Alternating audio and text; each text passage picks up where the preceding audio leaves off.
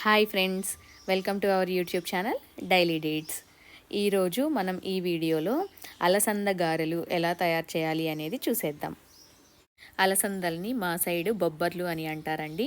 మీ side అలసందలు అంటారా లేక బొబ్బర్లు అని పిలుస్తారా? ఇంకా ఏవైనా నేమ్స్ ఉంటే నాకు కమెంట్ రూపంలో తెలియజేయండి.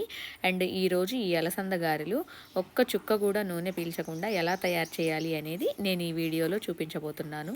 ముందుగా మనం అలసందల్ని 4 to 5 అవర్స్ నానబెట్టుకోవాలండి. నానబెట్టుకున్న అలసందల్ని శుభ్రంగా వాష్ చేసుకోవాలి. ఈ అలసందలు అనేవి మాకు పొలంలో పండినవండి. సో వీటిని మేము తిరగల్లో వేసుకొని అలసంద పప్పుగా మేమే తయారు చేసుకున్నాము. అలసందల్ని శుభ్రంగా వాష్ చేసుకొని వేరే బౌల్లోకి తీసుకున్నామండి. ఈ గారెల్లోకి తగినన్ని ఉల్లిపాయలు, పచ్చిమిర్చి అండ్ అల్లం తరిగి పెట్టుకోవాలి. తగినంత కరివేపాకు కూడా పక్కన పెట్టుకోవాలి.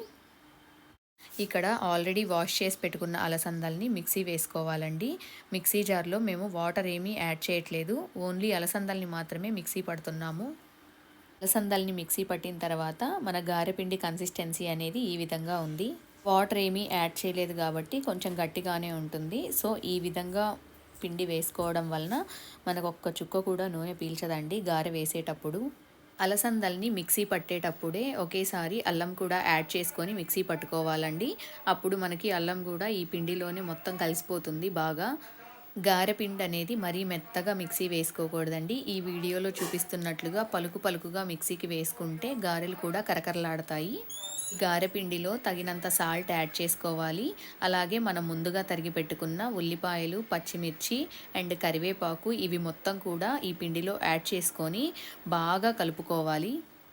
నెక్స్ట్ స్టవ్ మీద ఒక కడాయి పెట్టుకోవాలండి. కడాయి పెట్టుకొని డీప్ ఫ్రైకి సరిపడా ఆయిల్ వేసుకోవాలి.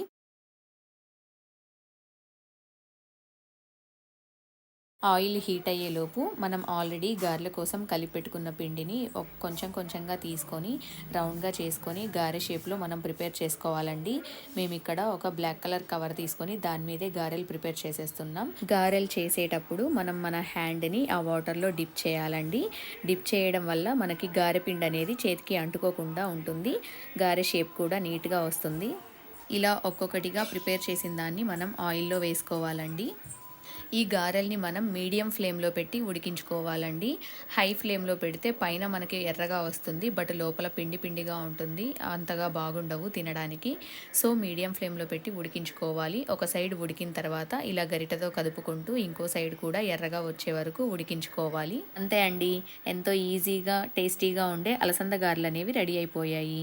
మేమైతే ఈ గారెల్ని స్నాక్స్ టైంలో ప్రిపేర్ చేసుకున్నామండి.